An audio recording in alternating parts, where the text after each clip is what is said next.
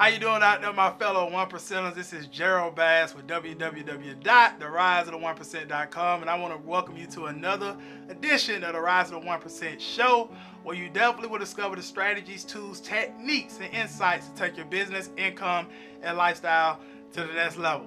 Today, I definitely have a gentleman on the show that I have an extreme amount of respect for. I was actually introduced to this brother some years ago. We have a similar background.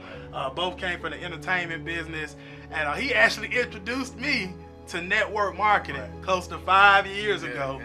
Introduced me to the industry, and I went on to see this brother do some phenomenal things in the network marketing industry. He actually was ranked the #1 recruiter in his network marketing company. He's helped a lot of other people have success through that vehicle as well.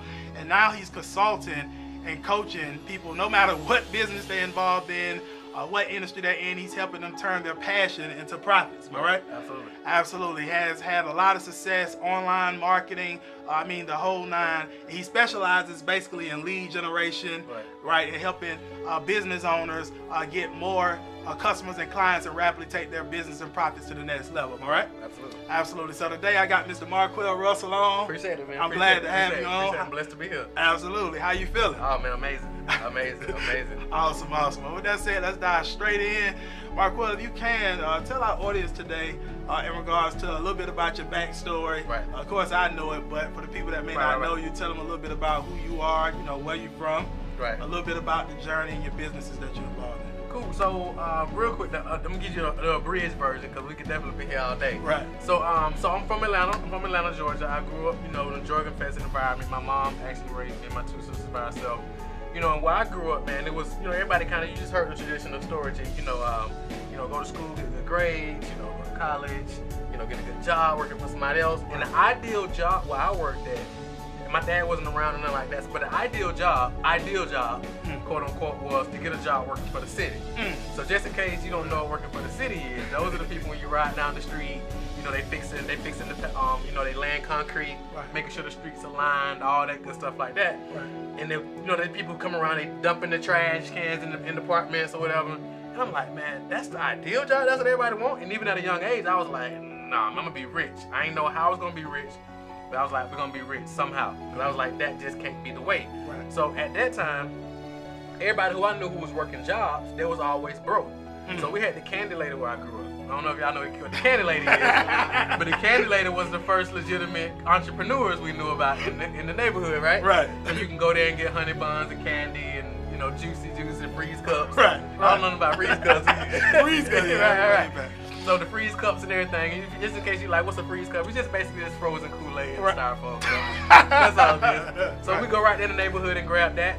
And but when we asked, like, the older adults, uncles and uncles and so forth, could we get 50 cents or $1 to go to candy lady? They always say I'm broke. And I could never figure out how somebody could work all week, never be at home with their kids, not even be able to attend any other football games or anything, but be broke. And they said they was at work. I could never figure that out because my cousins, they was always had money, but they sold drugs. So me being a very impressionable at a young age, I went that route and found myself in the street, just selling drugs at a young age. Ended up dropping out of high school when I was in 10th grade, and I just kind of went in the streets full time. At that place, I played a little bit of sports and so forth, but I went to the streets full time. Ended up getting, going to jail. It's kind of one thing leads to another. Right. So I ended up going to jail, and I actually had my first son when I was 19. And I was in jail, and I'm sitting there like, dang, because I thought I was gonna get out before my baby mom dropped him. But I was like, dang, I'm still in here. And I'm like, man, if I keep going this route, I'm gonna end up being out like my dad was. So I said, you know what? When I get out, I'm gonna get me 2 jobs, because I know one job ain't gonna get it. Everybody who I knew had one job that was broke. So I was like, what if I got 2 jobs? Maybe that'll work. Right. But obviously, a convicted felon, 9th grade education, ain't gonna get the best job. So I found myself changing oil and tires on 18-wheelers on Bankhead in Atlanta at Petro, right? And I was looking at the price list one day, and I saw that every hour they made $350 off work that I did, because I basically do 2 oil changes an hour, every 30 minutes or so. They make $350 on per be on per hour. But I was making $8.50. So I'm like, dang, $8.50. They make about 300 and some change off of me. I'm like, that's pimping. Yeah, so I was like, you know what, man? I was like, I can sit at home. This is just kind of how my mind is wired.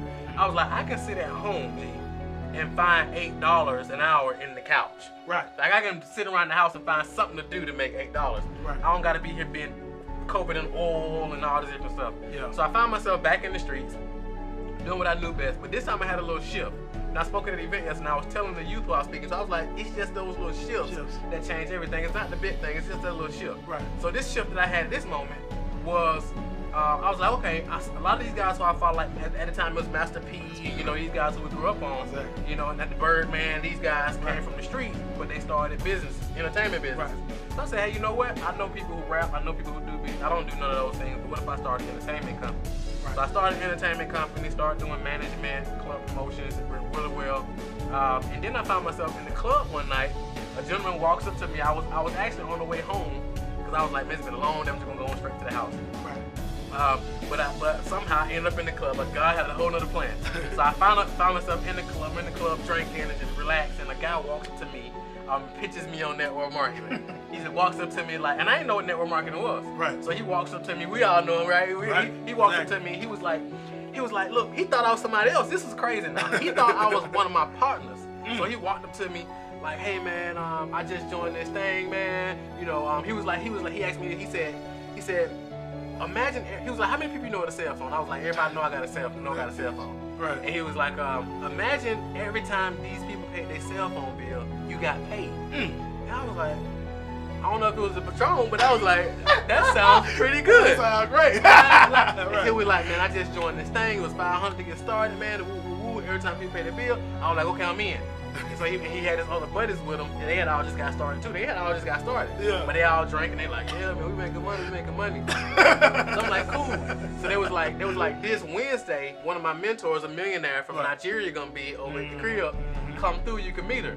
So I was like, okay, meet a legitimate millionaire. Right. I ain't got nothing to lose, I'm there. Yeah. So I went there, we went, everything was looking good. They sold me on this whole idea of making money, you know, get one and you get two, and then they'll get two, and then they'll get two, making all this money. Right. So I was like, surely I can get two. Right. So I signed up. At this time, I didn't have a bank account or none of that. So it was like, we had to figure out how to get the money on the card. Yeah. So I got a prepaid debit card from Walmart, loaded the card up, and it was on. So I got started. Obviously, it wasn't as easy as they told me it was going to be, because after I ran through all my people, everybody told me it was a pyramid scheme. They was like, man, it's a pyramid, man, what you doing, man, it's a pyramid, bro. So I'm like, what's a pyramid? Yeah. So I was like, this time I was like, okay, you know what? It got to be something to this. I got invited to a conference and saw other black people like making money, real money, getting cars and big checks. And I'm like, okay, this may be something to this. Right. So I came out the event, had some success, but then it plateaued because I ran out of people to talk to, which led me online. And that's when I started figuring out this online marketing stuff, and I found people making hundreds of thousands, even millions of dollars per month online. And I was like, okay, what is this all about? So it took me about a year or so just buying all kind of stuff, going to conferences, just all over the place, and literally went broke trying to figure this stuff out. Like my girl, she was paying all the bills. It was all bad, bro. I tell people all the time I was one smart coming away from being homeless. So she was paying all the bills, I'm broke. I'm trying to figure this internet marketing stuff out. Yeah. And one day, I won't say one day, but after a process, things started to click. Things started to happen. I started getting some checks here and there. Checks started getting bigger. Checks started getting bigger. You know, and my mom, she actually was down from cancer at this time, so I'm going through that, trying to figure this stuff out. So it was all bad, you know what I'm saying? So things finally started to click. Things started to happen, and once I started having results, people started reaching out to me. I became a number recruiter in a network marketing company, as you said, out of 50,000 people within, like a year or so, or something like that. People started reaching out like, man, what are you doing? I was getting leads online. People started paying me a lot of money to coach them. Right. And I was like, man, people pay you for what you know. Right. And then I found out that there's more money in what you know than what you do. Ooh. So I was like, wow. I love it. You know what I'm saying? Right. Okay, I love this coaching model, and I started seeing other people create results. Right. So since then, man, we've launched our coaching and training company. That's pretty much what we focus on now. It's called Infinite Success University. So that's our online portion of it. And then we have, our higher end coaching and masterminds and events and so forth. So that's what we do now, man. Travel all over the world, impact entrepreneurs. That's our business. That's our that's one portion, and we also have a youth empowerment portion where we teach the youth about entrepreneurship, keeping them off the streets, publishing books, all this real cool stuff. And I wish I knew when I was 15, now we get to take all that and basically accelerate the process for them. So now they don't got no excuses, once they get my age. So I guess that's the quick, unabridged version of it. I love it. Oh man. Phenomenal story every time I hear it. I've heard it several times, but every time I hear it, I'm like, man, very impactful story from where you came from, man. Let me ask you this. Having that type of background, Marquel, I mean, going through all those different obstacles, like you said, coming from being incarcerated, then transitioning to network marketing, you had some success, but that became very stagnant. And even with the online marketing, I mean, that didn't happen overnight. Did you become an overnight success? No. Overnight about 5 years of nights, probably. 5 years of nights. Right. Exactly. Nights. So it's not an overnight type process. Right. But what kept you going? I mean, what kept fueling you to continue pursuing this? I mean, because you could have easily gave up even when the network marketing had became stagnant, or even the online marketing. I mean, now you're doing phenomenal things, but what kept you pushing